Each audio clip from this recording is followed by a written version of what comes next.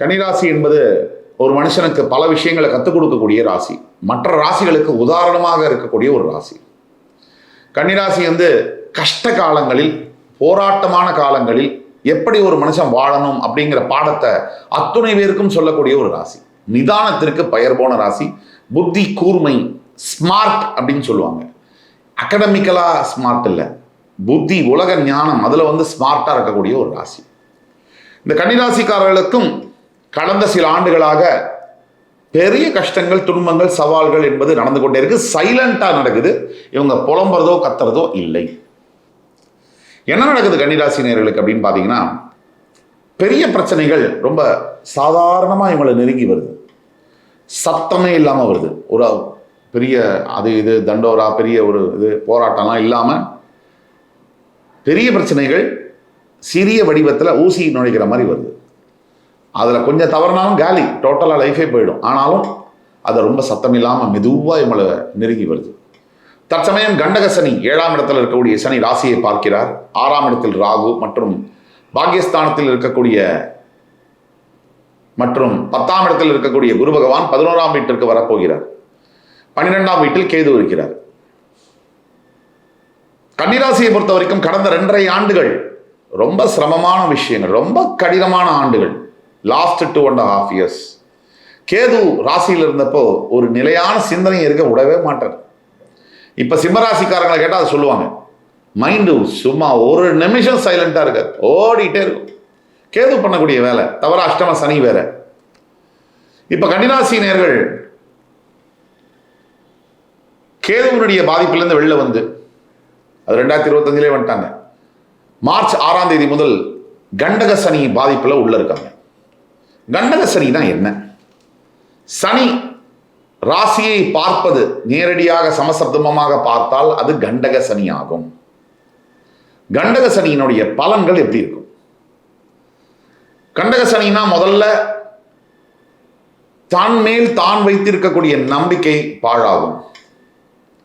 எண்ணங்கள் எதிர்மறையாக வரும். கரெக்டாக ஒரு இடத்துக்கு போகிறோம், நம்ம 1 மணி நேரம் முன்னாடியே கிளம்பிடுவோம். ஆனால் என்ன பண்ணுவோம்னா, வேணுமட்டே டாக்ஸிக்காரன்ட்ட போய் வம்பிழுப்போம். 20 ரூபா எக்ஸ்ட்ரா கொடுக்க மாட்டேன். அந்த 1 மணி நேரம் முன்னாடி கிளம்புனது, அந்த ப்ரோக்ராம் ஆரம்பிக்கிறதுக்கு ஒரு 10 நிமிஷம் முன்னாடி தான் டாக்ஸியை பிடிப்போம். அந்த ப்ரோக்ராமுக்கு 2000 ரூபா கட்டியிருப்போம், அதுக்கு 1 மணி நேரம் கழிச்சு போவோம். இதுதான் கண்டக சனி. சூழ்நிலைக்கு தகுந்தவாறு நம்ம சில நேரங்களில் மாறித்தான் ஆகணும். கெடுதல் செய்வதற்காக இல்லை, ஒன்று நமக்கு நல்லது செய்வதற்காகவோ இல்லை அடுத்தவருக்கு நல்லது செய்வதற்காகவோ மாறணும்.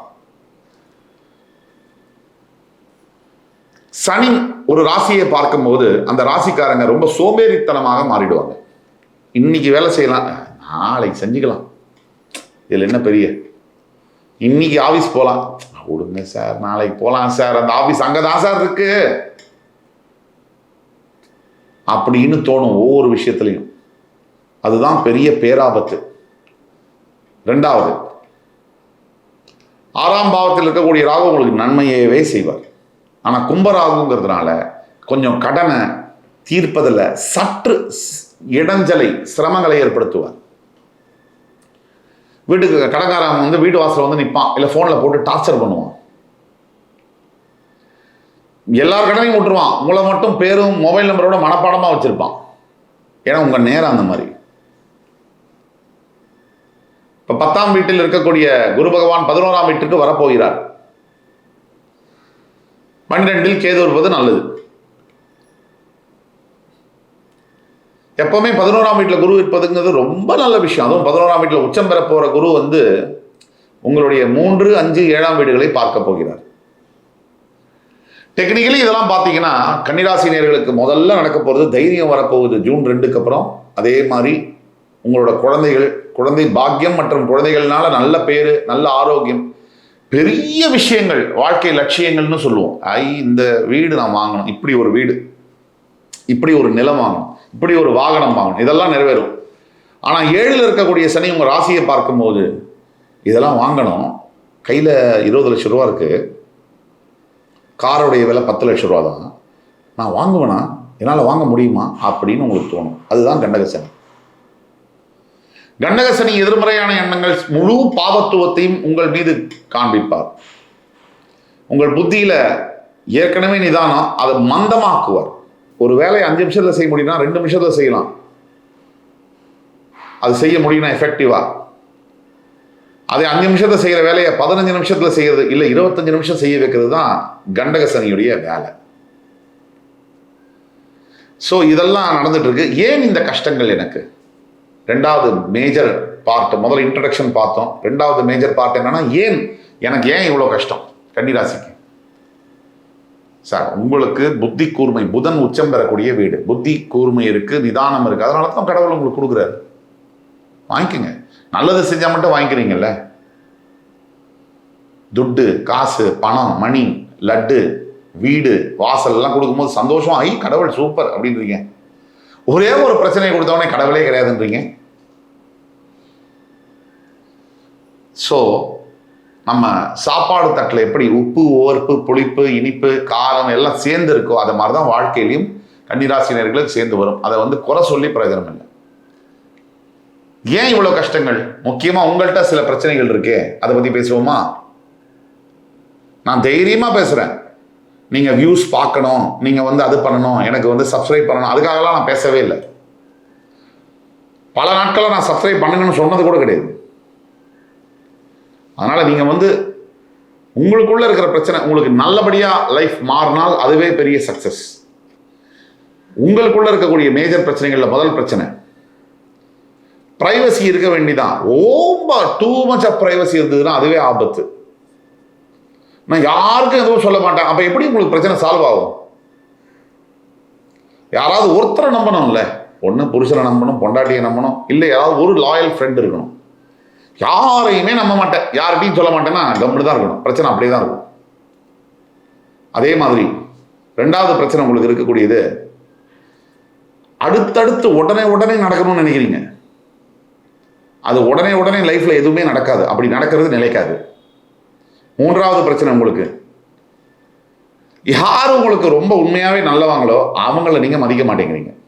யார் உங்களுக்கு எல்லா விதமான பிரச்சனையும் செய்யறாங்களோ அவங்கள தலையில தூக்கி வச்சு கொண்டாடுறீங்க. இது யாருன்னு நீங்களே முடிவு பண்ணீங்க. இந்த 3 பிரச்சனைகள் தான் உங்க வாழ்க்கையில உங்களை பின்னோக்கி இழுக்குது. வாழ்க்கை பாதை எங்கே போகிறது? உங்களுடைய வாழ்க்கை பாதை எதை நோக்கி போகுது? கன்னிராசியை பொறுத்த வரைக்கும் அடுத்த 1.5 வருஷம் 2 வருஷம் கழிச்சு அஷ்டம சனி என்பது ஆரம்பமாகும். இந்த 1.5 ஆண்டு காலங்கள் நீங்க வாழ்ந்துக்கணும். இந்த 1.5 வருஷம் உங்களுக்கு டைம் இருக்கு, பிரீதிங் டைம் இருக்கு. எது பெரிய முடிவுகள், எது மாற்றங்கள் எல்லாம் உடனே டக்குன்னு பண்ணிக்கோங்க. அதுக்கு பிறகு அஷ்டம சனி வரும். வாழ்க்கை பாதை எதை நோக்கி போகிறது? அனுபவத்தை நோக்கி போகிறது. வாழ்க்கை பாதை எதை நோக்கி போகிறது? அறிவை நோக்கி போகிறது. வாழ்க்கை பாதை எதை நோக்கி போகிறது? பக்குவத்தை நோக்கி போகிறது. மெச்சூரிட்டி, நாலேஜ், விஸ்டம் இதை நோக்கி போகிறது. இதெல்லாம் வேணும் இல்லையா வாழ்க்கையை நடத்த? ஏதோ வாழ்ந்தோம் பிறந்தோம் செத்தோம் வந்துட முடியாது இல்லையா?